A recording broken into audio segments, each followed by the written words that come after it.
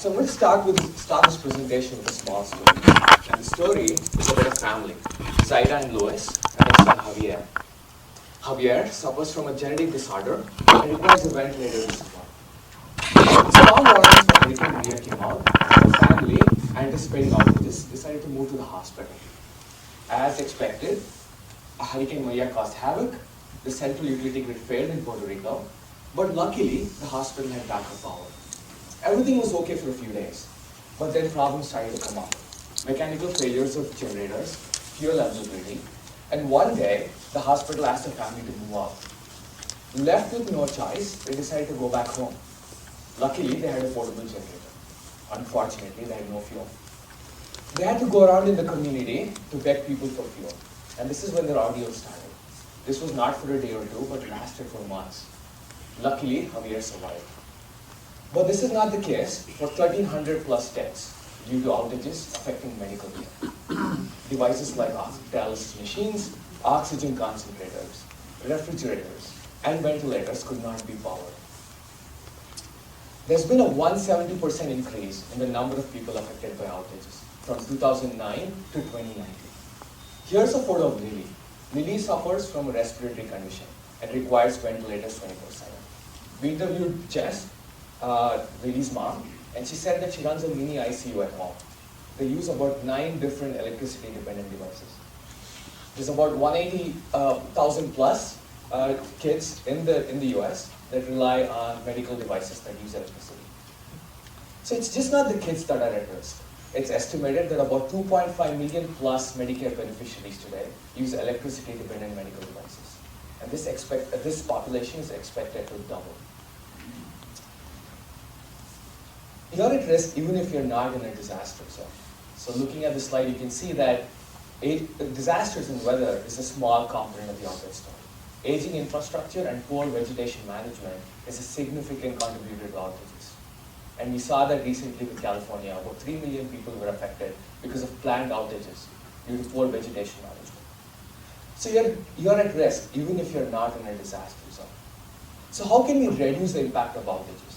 We need a solution that is immediate, can be deployed in a couple of minutes, something that provides certainty, removes the worries and uncertainty for families and individuals around outages, and something that can be self-sufficient.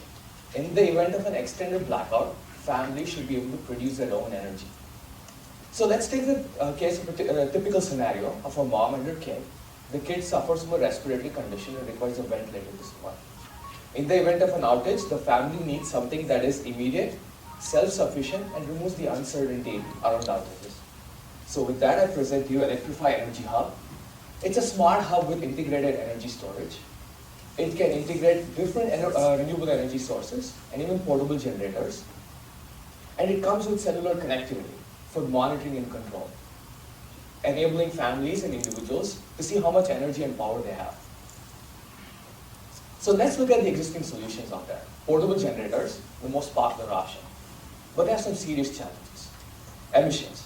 It's estimated that about 900 plus people died due to carbon monoxide poisoning from 2005 to 2017.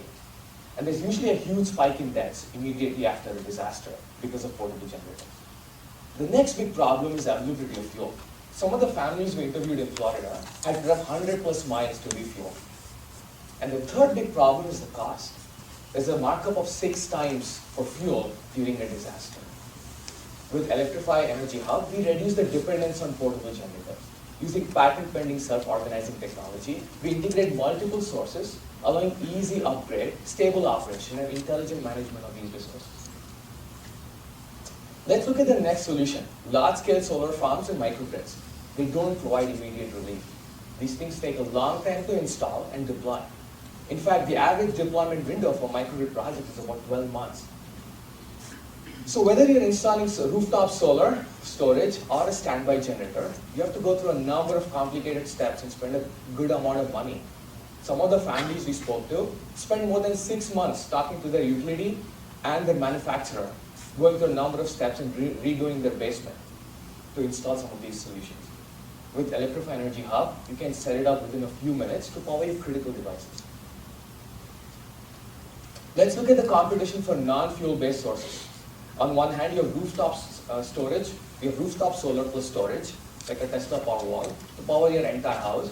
It's pretty expensive. And on the other hand, you have these solar camping kits to charge your phones, either of which are not suitable. With Elektrifi Energy Hub, we have done a context-aware design, talking to families, individuals, hospitals, doctors, patients, understanding what is that we need to power. Through these conversations, we realized that it's not only essential to support critical devices, but also power some of the support devices like humidifiers and refrigerators. Another big challenge for families and individuals is the uncertainty around electricity outages.